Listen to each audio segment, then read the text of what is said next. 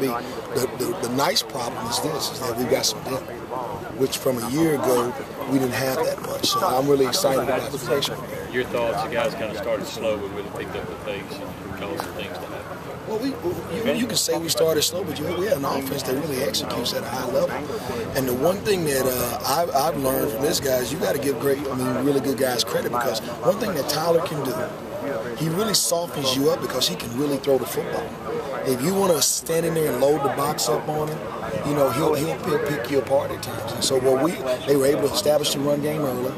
And then when we started trying to stop the commit to the run game, he was able to get the ball down the field. So we kind of gelled, but we got a lot of room for improvement, as you guys see. Slay's night, he had 3 picks. We probably could have had 4 or 5 the way he was playing. I'm really excited about Mr. Slay. I really am.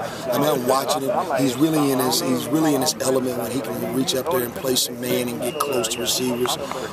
He's also a really good tackler. And so, he's really making a push to be a starter at that position, which is really what you want. You really want to create some depth and competition at the level. So I really like the development of the corner position. I was going to ask you, y'all pretty solid with Corey Johnson, but Darius is playing like a starter. We're going to play the best guy. We're going to grade the tape, and we're going to measure it, and the best guy's going to play. And there is no next. So whoever grades out and whoever we feel that's the best player at that position, that's the guy who will start the season. When you have that much experience, is that where you see the disguising of the coverages, where Darius is kind of making those plays in that way, kind of confusing Tyler and Dak a little bit? I don't know if we confused him at all with his completion. I mean, he's throwing the ball with somebody. He's throwing it. Yeah, he is. It's not always the right guy, but the one thing it does is when you can put 5 DBs out on the field, it really does allow you to disguise and be more multiple in the back end.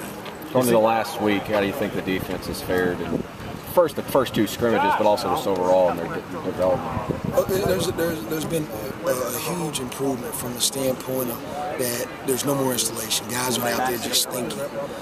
Tonight if we had an opponent come in, we would be able to actually play a full game. And that's what was nice, to watch guys start making plays, not out there thinking. So I think that jump's really big. Now the guys know the biggest step for us is to clean up the fundamentals that are required to execute. We got to execute at a high level. They know what they're doing, but now we got to get really fundamentally sound. Dan not here, having a daughter today. When did you find out, and how did you guys adjust here to run the scrimmage without him? Well, we do what he always coaches us to do. We just do our job, and I'm excited for him and Megan and their family. I mean, this is a great group, and I say that humbly and honestly. But the biggest thing is we're excited for them. We got a new bulldog in the family, and we just stayed the course like we always do. So it was pretty based today. Not a lot of packages and special stuff thrown at the offense. Well, the packages allow you to be simple because you're able to create matchups. So you don't have to be so exotic when you're matching personnel with personnel. And so those are things, like I said, that we've got to see that we can really do. And again, we're still a long way away from where we need to be, but I really like the progress that we're making. It seemed like D'Amico was reacting more tonight, and even if he made a mistake, it was an aggressive mistake towards something. I mean, is that part of the process and part of the positive steps of the process with him? As the guy said, he is who he thought he is. He's that guy.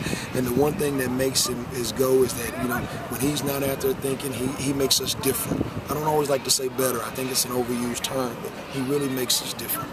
We look at what they did against Tyler, but the second defense had a pretty good time against Dak as well, and that's a mobile guy that can make some things happen. Well, they did. I look at some of those guys, and that's where you see that depth development.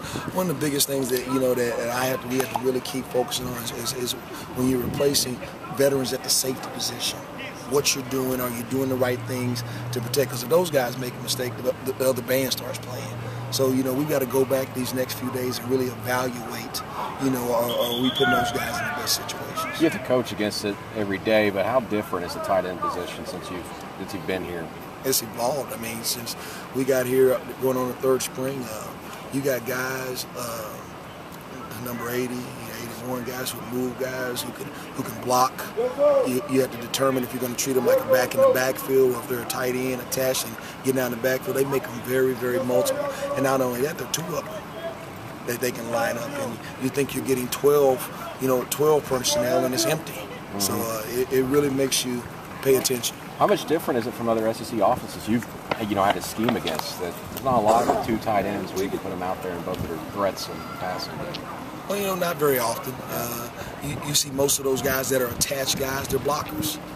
Or they're the other extreme. They're Georgia's guy who's a Orson Charles, who's a pass catcher, or the guy that LSU had number 19, he's a pass catcher. So they were more defined in what their role was. But with our guys, you kind of get a little bit of everything.